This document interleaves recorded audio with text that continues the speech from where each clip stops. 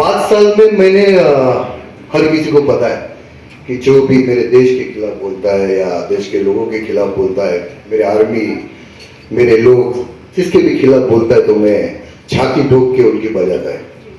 कोई भी होने दो, मैं किसी के बाप से नहीं डरता है, ऐसा है। और जितने भी लोग हैं मेरे पास वैसे भी आते हैं, उनकी तकलीफें रहते हैं, किसी की पुलिस स्टेशन की तकलीफ है, किसी के वो भाई लोगों की तकलीफ है, गरीबों को तकलीफ देना, ऐसे बहुत रहते हैं ऐसे।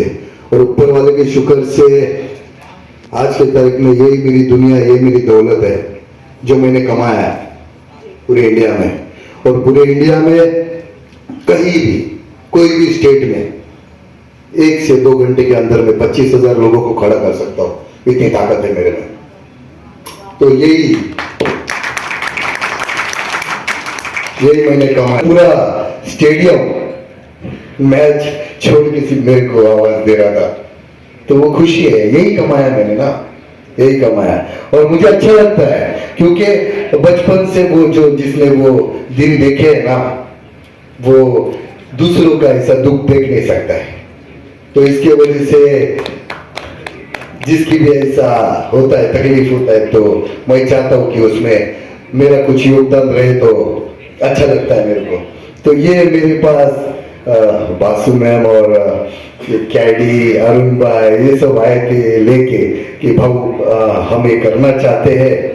लोगों की आवाज क्या है ना, ये अनसुनी ये चीज है कि आज हर वो घर में, हर परिवार में, हर समाज में ये चीजें हो रही है।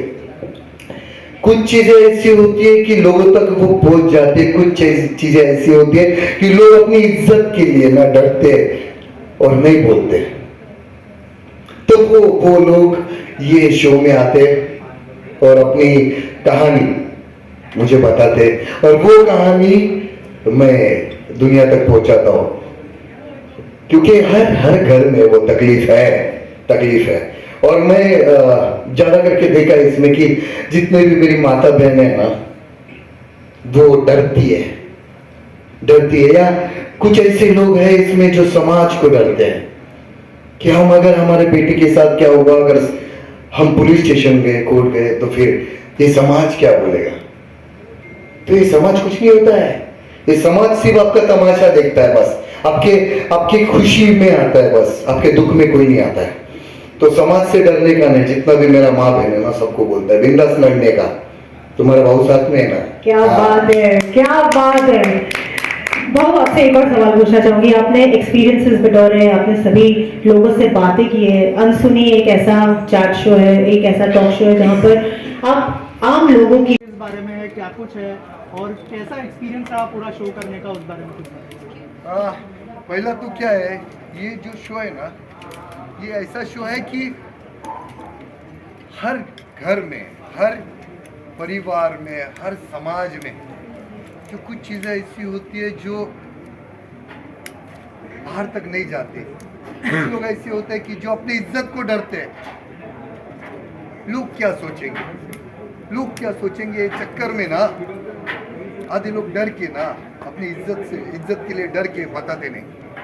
तो ऐसा मैसेज है कि आप बोलो, जब तक आप बोलोगे नहीं कैसे पता चलेगा लोगों को कि आपके घर में क्या हो रहा है, आपके समाज में क्या हो रहा है, आपके परिवार में क्या हो रहा है। बोलना सीखो, बस ये है इसका।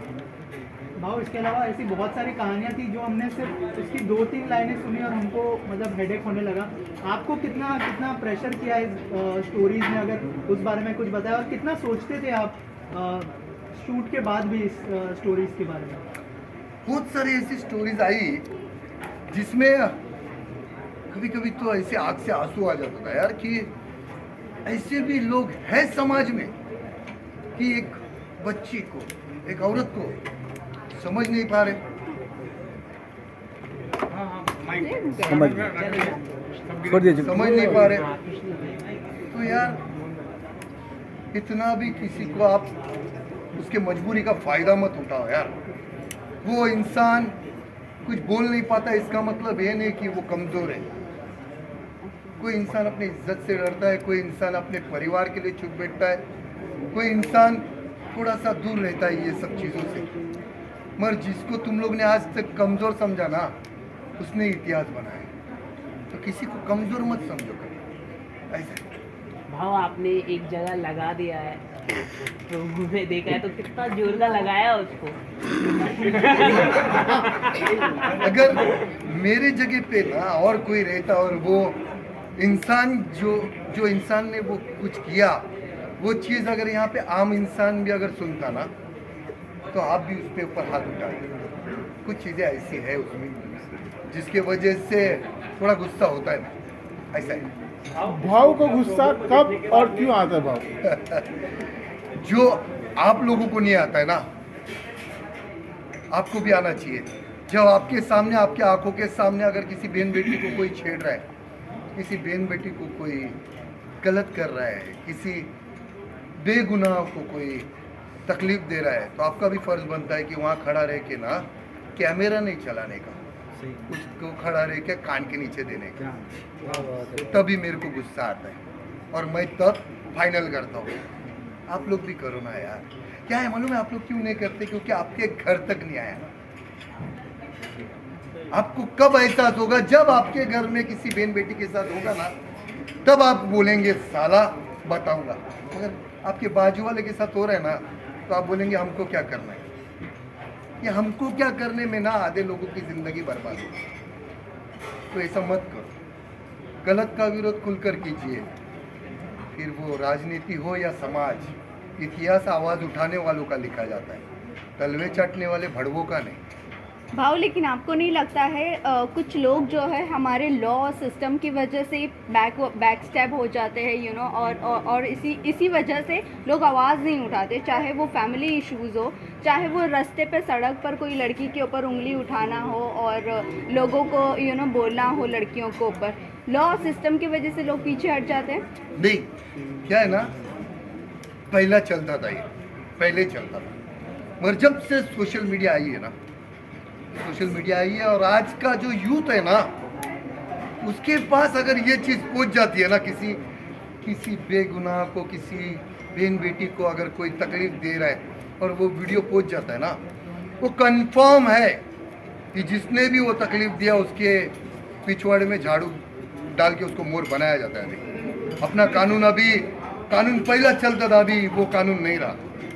कानून के ऊपर क्यों उंगली बताते रहे? जो ऊपर वो बड़े बड़े नेता बैठे ना, बड़े बड़े वो क्या बिजनेसमैन, बड़े बड़े लोग बैठे ना, उनके ऊपर आप लोग उंगली घुसाओ। लेकिन भाव ये में आप पुलिस वालों के ऊपर नहीं बताने का। वो पुलिस के वजह से आज अपनी बहन बेटियां ना रास्ते पे ना बिंदास घूमता है।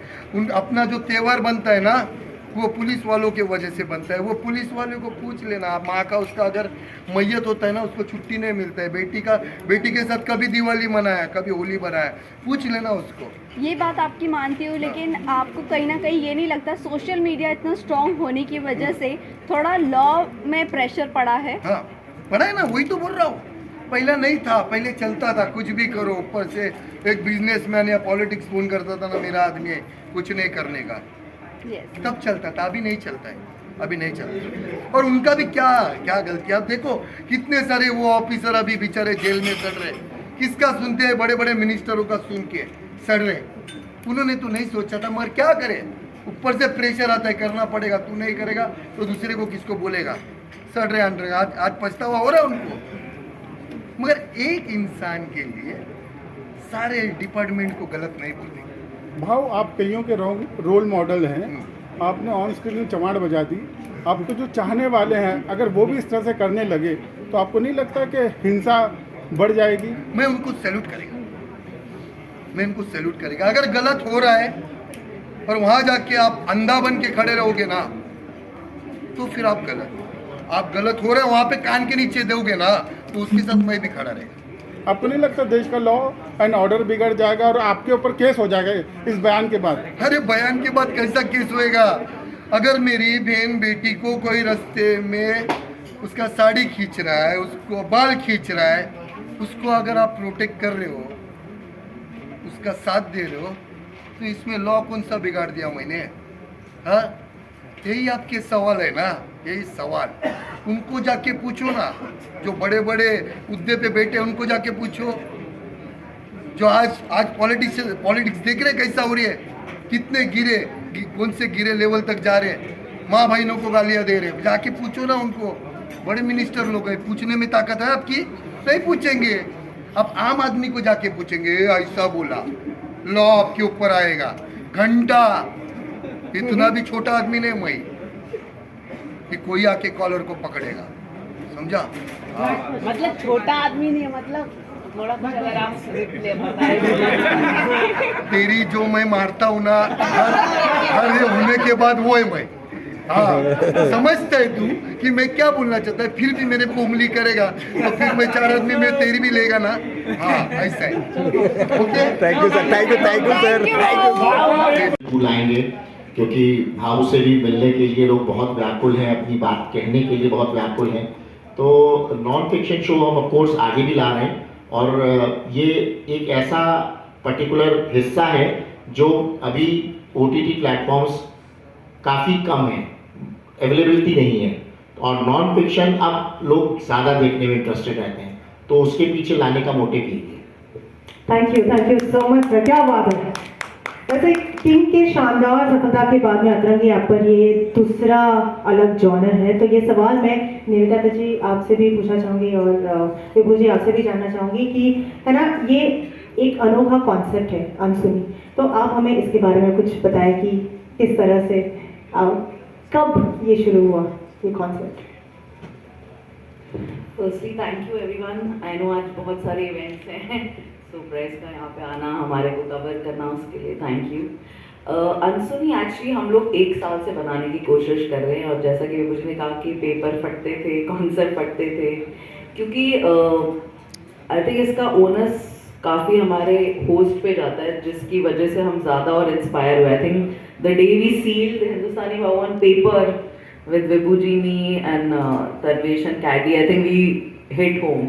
हमें तब पता चल गया कि हमें किस तरह का कॉन्सेप्ट बनाना है, और बहुत इंटरेस्टिंग हमारे पास स्टोरीज आने लग गए। हमने जब पहला उनका बाइट डाला था कि आप हमारे पास स्टोरीज लेकर आइए, मतलब हम खुद चकित थे कि कई लोग बहुत नॉर्मल चीज़ें भी उनसे शेयर करना चाहते थे। तो अगर आप देखेंगे सीरीज, तो हमने कुछ फनी वाले स्टोरीज भी रखे हैं, कुछ रियल इंसिडेंट भी रखे, कुछ हार्ड हिटिंग स्टोरीज भी हैं, क्योंकि आई थिंक जैसे उनकी पर्सनालिटी है होस्ट की, लोग सोचते हैं कि बाय हुक और बाय क्रुक हमें कुछ जस्टिस तो मिल जाएगा।